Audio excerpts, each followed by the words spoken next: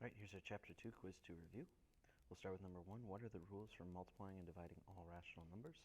Well, we've got a set of 4 rules in which any positive number times or divided by a positive number results in a positive answer. A negative times or divided by a positive number will be negative. A positive times or divided by a negative number will be negative. And two negatives, either multiplied or divided together, will result in a positive. And that will happen with any rational number, whether I'm multiplying or dividing. And then how do I know if a decimal is a rational number? Well, there's 3 things that happens. One, it's terminating, so it ends. Okay.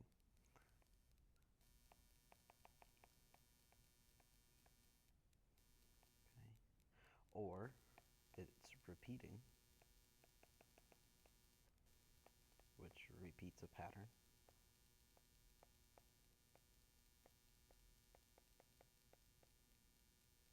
And then finally, it could be or can be expressed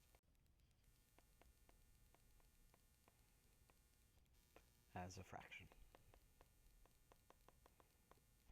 All 3 of those would signify that this is a rational number. All right, it's for number 3 and 4, it says write the fractions or mixed numbers as decimals, and then I have to tell, is it a rational number, and then how do I know?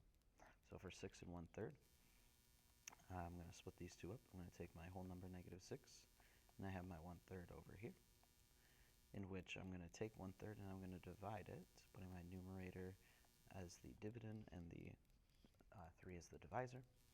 3 does not go into 1, so we'll add a decimal point and add a placeholder 0. 3 can go into 10 3 times. I'll get a 9, and then I get a 1.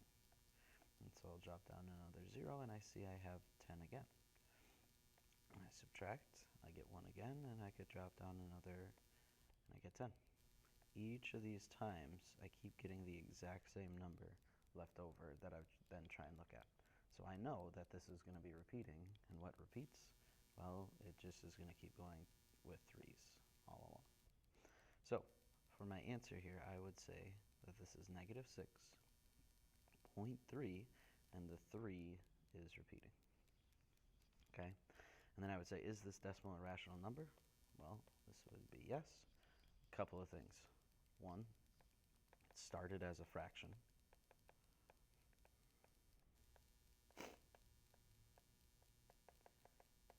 And 2, it has a repeating pattern.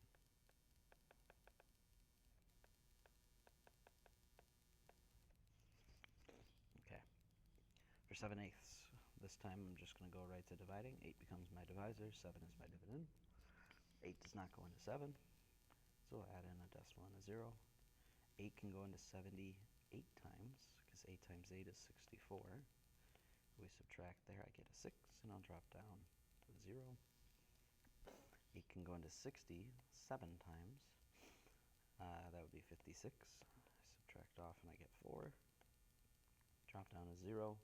8 times 5 is 40, and we get a 0. So how would I say 7/8 as a decimal? It would be 0.875.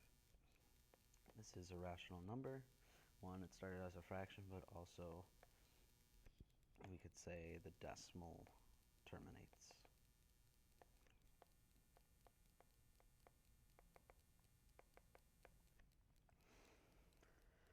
All right, now I'm going to do the opposite, and I'm going to go to making fractions into, or decimals into fractions. And the way we do that is we take a look. I'm again going to split these 2 up. I'll take my everything before the decimal, -8, and then my decimal and everything afterwards over here. And I look at the last place value, which says 4 is in the 100ths place. So as a fraction, this would be equal to 4 over 100. Again, I'm matching my denominator with the place value the last decimal digit is. Okay? In simplest form means I've got to find something that divides both of these. Well, 2 is going to work. I get 2 over 50. 2 can work again, so I can divide by 2 again, and I get 1 over 25. So to put this all together, I'm going to take my whole number, I'm going to take my simplified fraction, and I'll write it as 8 and 1/25. For number 6, I've got 0.36. When I separate this time, there's really nothing going over here, and over here would just be 0.36. Again, I look, the 6 is in the hundredths place, and so when I write this as a fraction, everything after the decimal goes over 100, matching up each place value. Now from here, I'm thinking, what can I divide here? Well, I know 36 is divisible by 4, and last time 100 was as well. So this is going to result in 9/25. And then I think anything else that I can do? Nope. So we would say 0.36 can be written as 9/25. All right, for multiplying and dividing, multiplying first, I'm going to set this up. I like setting it up where my lowest number of digits is actually on the bottom. You can do it the other way too as well. Okay, I've got this being 12, that being 1, that being 0, and then from there it's just zeros. So when I add up, I get this, and then I have to count how many digits are after decimal places, which would be 1, 2, 3. So for my decimal, I'm going to go 1, 2, 3, and I'm going to put it right here. So my answer is 0.012. I have to check. I have a positive times a negative, meaning this is going to turn negative. For number 8, okay, I've got ourselves a division problem here with fractions. Okay, remember for division problems with fractions, we're going to multiply it by its reciprocal. Okay, so I'm going to change division to multiplication, and then I'm going to take the reciprocal of 3/8, or negative 3/8 would be negative 8 over 3. From here I can see that I can do some cross simplifying right away. I can divide both of these by 4, so I can simplify that down. Negative 1 times negative 2 is positive 2. 1 times 3 is 3. I have a negative divided by negative, so I should result in a positive answer, which is going to be 2/3.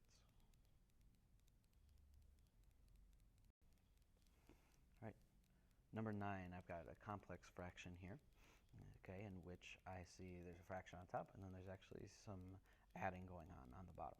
Okay, before I can set this up as a regular division problem, I do have to take care of what's on the bottom. Okay, so I'm going to take this, and I'm actually going to kind of separate it out until we get just a simplified fraction, and then we'll put it right back in.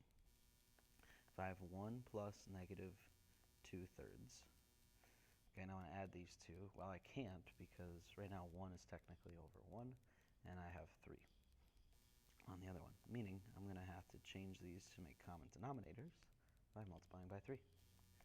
This is going to result in 3 over 3 plus negative 2 over 3. Positive plus negative, those two are going against each other on a number line, meaning they're going to subtract and lose value, and I'll end up with 1/3. My bigger value was positive, so this should stay positive. So how am I going to rewrite this? Well, I'm going to use 4/5, and I'm going to write it over 1/3, because I know that this part right here is equal to 1/3. Now to rewrite this, I see I have 4/5 divided by 1/3, which we know we can multiply by the reciprocal, 4/5 times 3 over 1. I don't see any simplifying I can do, so I'm just going to multiply straight across, 12/5.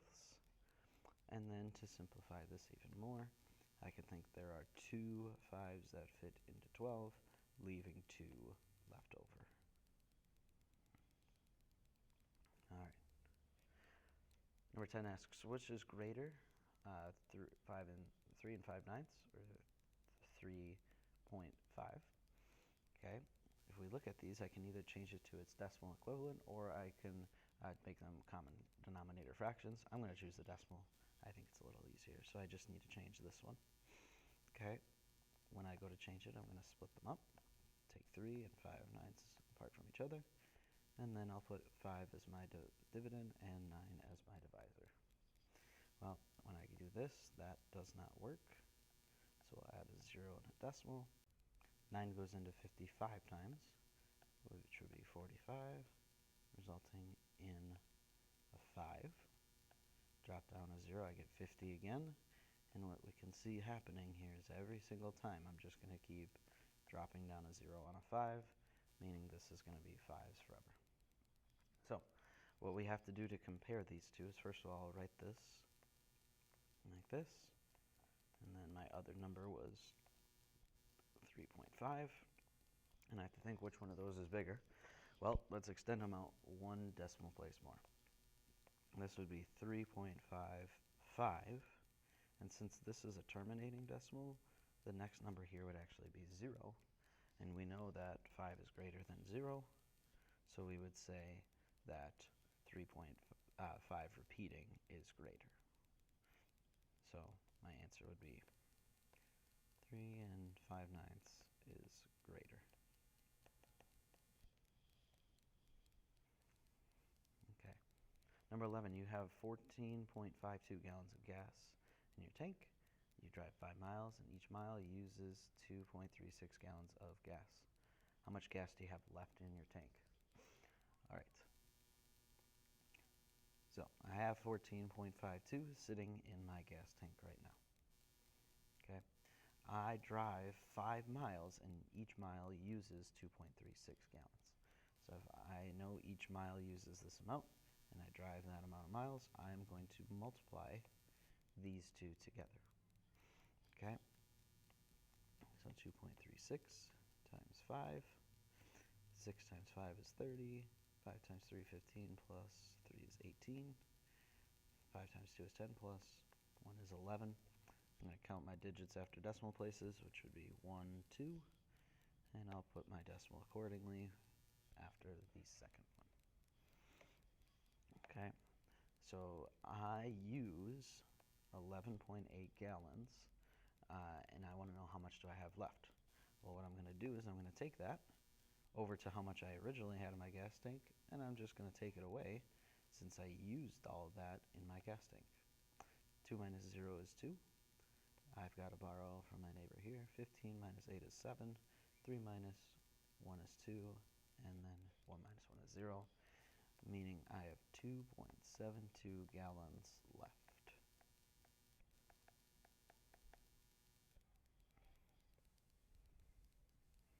Okay, number 12 says you're deciding if you want to buy a product online looking at its ratings. The items can be rated from -3 to 3, but though the ratings are listed below. Okay, and it's asking me find the mean score. Write my answer as a decimal, and then what is the range of my scores. Well, for my mean score, the mean simply means add up, add all scores, then divide by number of scores. How many scores there actually was. Okay, so if I go and add this up, I'm going to do, let's add my two negatives together. -1 and -0.5 would be -1.5. 2 plus 1.5 is 3.5, plus 2.5 would be 6. So now I'm dealing with 6 and -1.5 as kind of my two things. When I try and add these up, these two aren't working together. They don't like each other, so they're going to lose value. 6 minus 1.5 would be, when I borrow from there, I get 5 and 4.5. That was my first part. I added up all my scores. Now I need to divide by how many scores there were, which would be 1, 2, 3, 4, 5. Okay, I'm going to take 4.5, and I'm going to divide it by 5, and think 5 does not go into 4. Make sure my decimals line up. The 5 goes into 45 9 times, resulting in an answer of 0, meaning my mean score is actually going to be 0.9. Okay, what is the range of my scores? Write my answer as a decimal. Well, my range would simply be the greatest score I received, which was 2.5, minus the lowest score I received, or the smallest, which would be -1. Okay, and this is going to tell me how wide of a range I get for my scores. Well, 2.5 minus -1, we can perform some karate math here and think that this is also 2.5 plus +1. 2.5 plus +1 is simply going to be 3.5. So my answer is the range of all my scores lies within 3.5 numbers of each other. All right, there is your Chapter 2 Quiz 2 review.